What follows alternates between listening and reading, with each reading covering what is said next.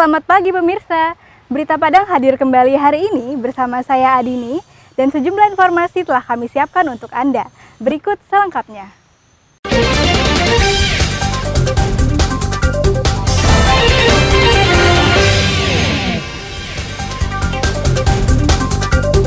Ledakan terjadi di pabrik Indarung 5 milik PT Semen Padang.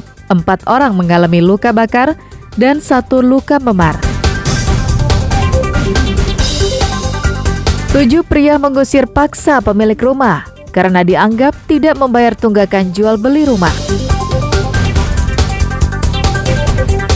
Presiden resmikan secara virtual rumah sakit TNI di seluruh Indonesia.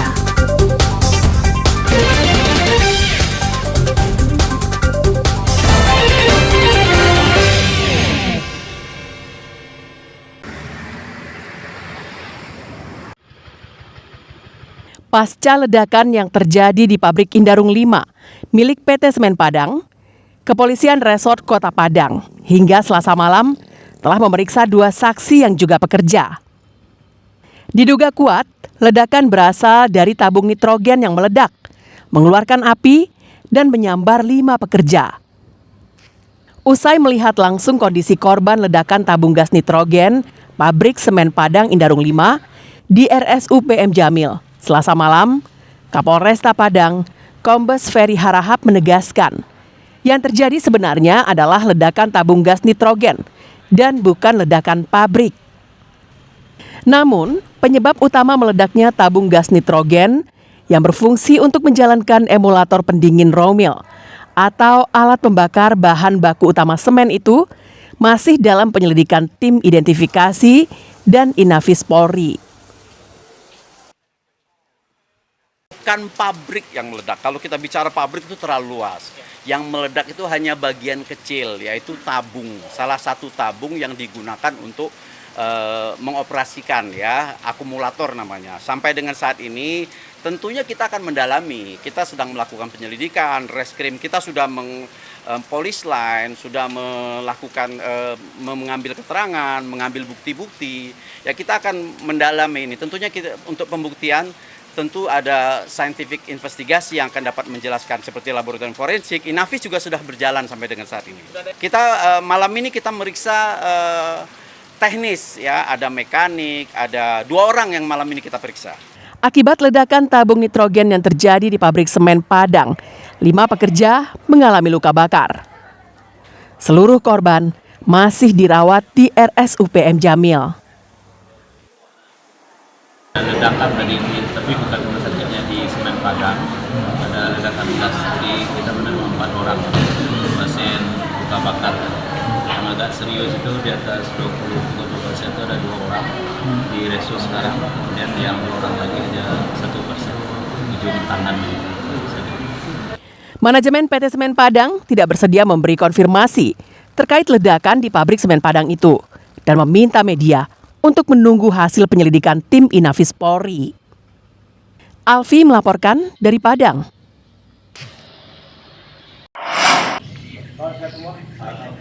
Terbawa air bah saat seberangi sungai. Seorang lansia hanyut di Sungai Batang Suranti, pesisir selatan, pada hari Senin.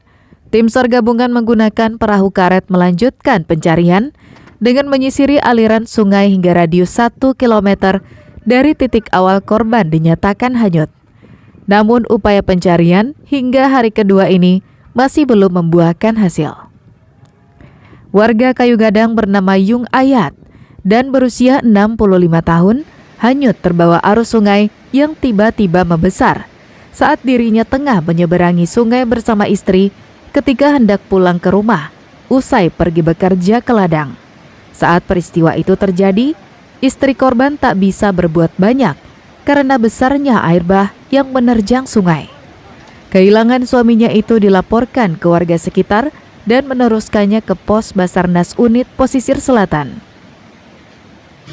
Pulang dari ladang bersama istri dan terbawa oleh arus air yang baru meningkat atau air bah. Untuk area pencarian, kita mulai pencarian dari tempat kejadian musibah radius ke hilir sungai sekitar lebih kurang 5 km dengan sistem penyisiran dan di tempat-tempat dicurigai serta adanya di tempat-tempat yang dalam kita buat gelombang dengan manuver perahu karet. Tim SAR telah mencari korban dengan perahu karet hingga 5 km ke arah muara.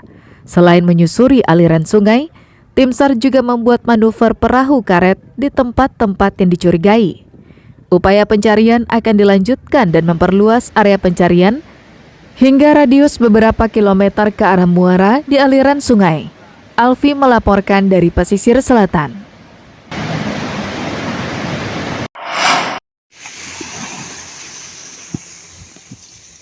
Seorang wisatawan asal Pekanbaru dilaporkan tenggelam saat berenang di pantai Pulau Pagang, pesisir selatan pada Selasa sore.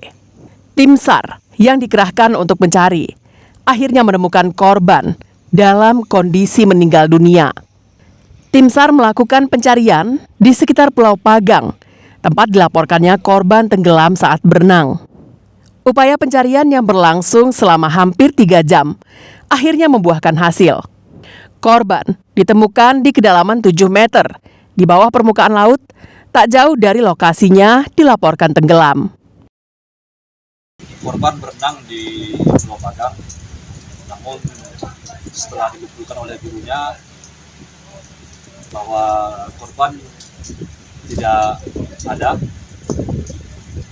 dan dinyatakan hilang, dan masyarakat di Pulau Pagang juga mencari di sekitar Pulau Pagang. Pada pukul 12.05 tim bergerak, korban ditemukan masih di sekitar lokasi kejadian. Remaja atas nama Rizky Ananda Putra, berusia 14 tahun, pelajar asal Pekanbaru yang berlibur di Pulau Pagang, dilaporkan tenggelam saat berenang. Diduga korban tidak bisa berenang dan tenggelam terbawa arus gelombang laut. Usai ditemukannya korban, operasi SAR gabungan dinyatakan ditutup dan korban langsung dibawa ke Rumah Sakit Bayangkara Polda Sumbar. Alfi melaporkan dari Padang.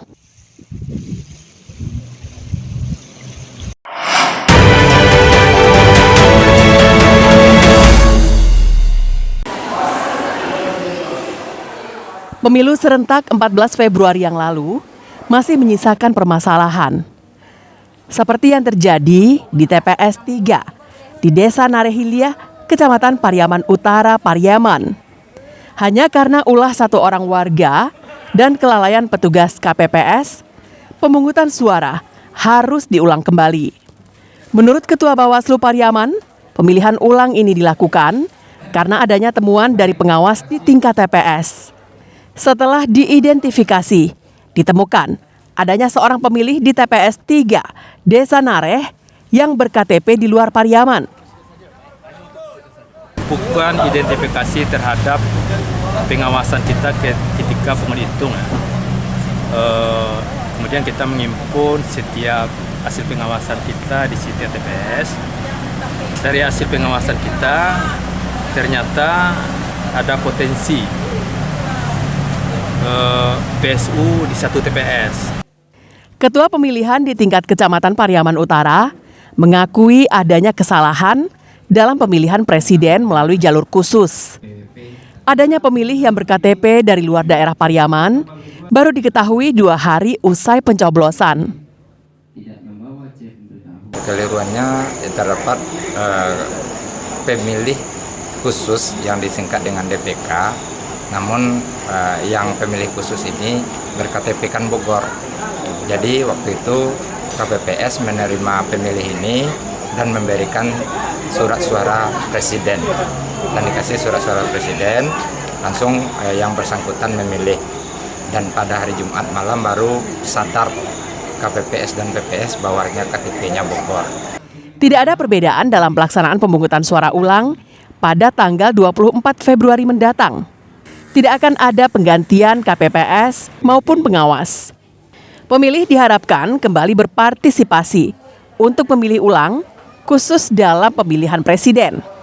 Meski adanya pemilihan ulang, proses penghitungan suara di tingkat kecamatan masih berlangsung dan tidak mengganggu aktivitas penghitungan. Eki Rafki melaporkan dari Pariaman.